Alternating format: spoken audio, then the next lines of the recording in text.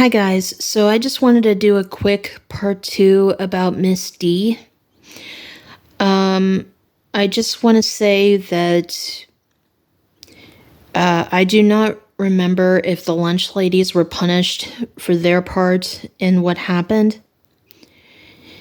And I was just very traumatized after that because not only did I have issues wondering, like, can I really trust my teachers, or are they gonna see my disability as a weakness like Miss D did?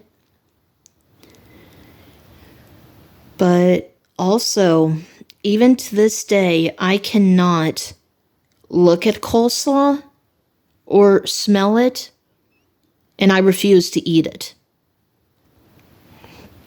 I mean, I'm even getting nauseous as I'm saying this to you. And this memory doesn't usually pop into my head as much as it used to, but it was kind of like what Danny and my English teacher did to me back in high school. Like, all of that stuff came back to me when the mockumentary came out. And so to Wade and James, I highly doubt you've seen my videos, and I'm pretty sure you wouldn't even pay attention to it. But this is exactly why I do this. Because so many people have taken advantage of my disability and my soft spirit to the point that it caused trauma and trust issues. I never wanted money for any of those things that happened to me. I wanted Miss D and my English teacher fired. I wanted Danny to be punished. Never once did I ask for money. But you two bastards are just lying through your teeth, saying things that didn't even happen to you, when there are real survivors out there who have gone through those things. And I know what Miss D did to me was not the worst possible thing that a teacher could ever do to a student, but it's still abuse of power.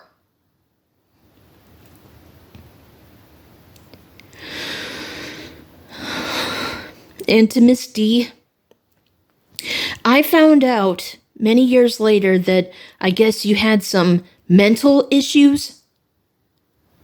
But all I can say is you never should have been a teacher in the first place if you had those kind of issues. And then I found out that after she was fired, she tried to get a job to work with other kids with disabilities. And I prayed to the Lord that she did not get another job in that department or any department that involves children, because she had no right to do what she did to me. And Miss D, you were the one who caused my trust issues. And other people took advantage of my trust. Even people today have done it. And I am not going to let them get away with it. There are a couple of people in the MJ community who have betrayed my trust. I told them that if they wanted to earn my trust back, it was not going to be easy. And then they blew it again. And then they wondered why I wouldn't talk to them. They don't listen. And then to make it worse, I was trying to help a fellow MJ fan with some issues that they were having at home. I gave him plenty of good advice that he could take. And then what does he do? Not only does he completely ignore it, but then he lies to people about me. And then he wonders why I won't be there for him.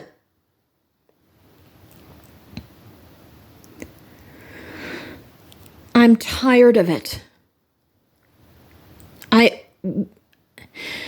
I want to believe that I can give people the benefit of the doubt.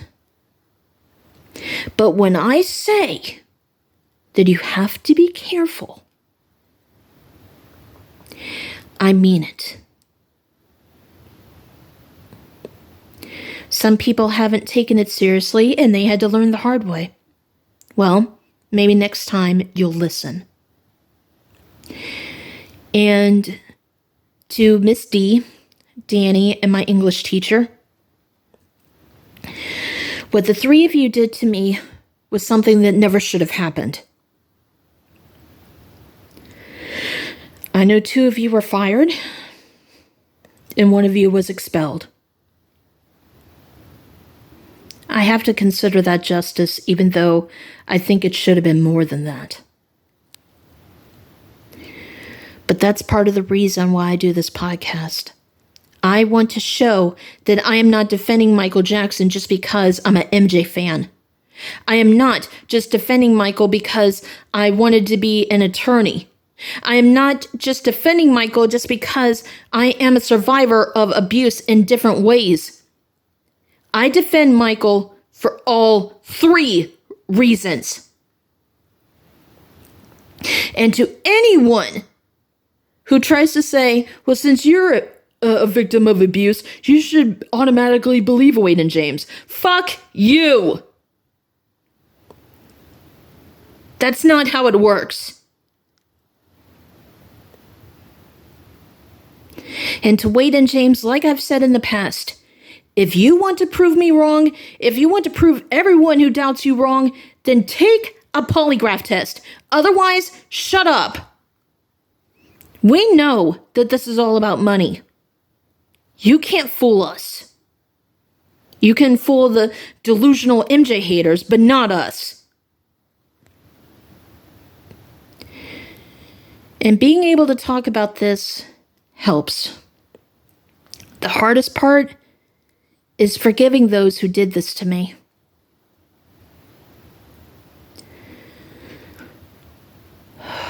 So, with that being said, to any real survivors, please don't be afraid to come forward if someone abuses their power or thinks that they can take advantage of you.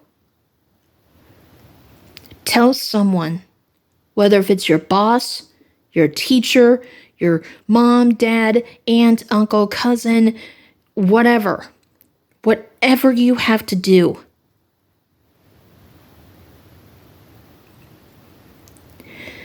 But just remember that when it comes to providing evidence, you will have to cooperate with the court system.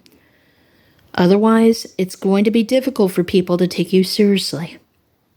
And the reason why I say that is because when Wade and James defended Michael, they cooperated with the court system. But when they flipped their story around, they have not been cooperative with the court system.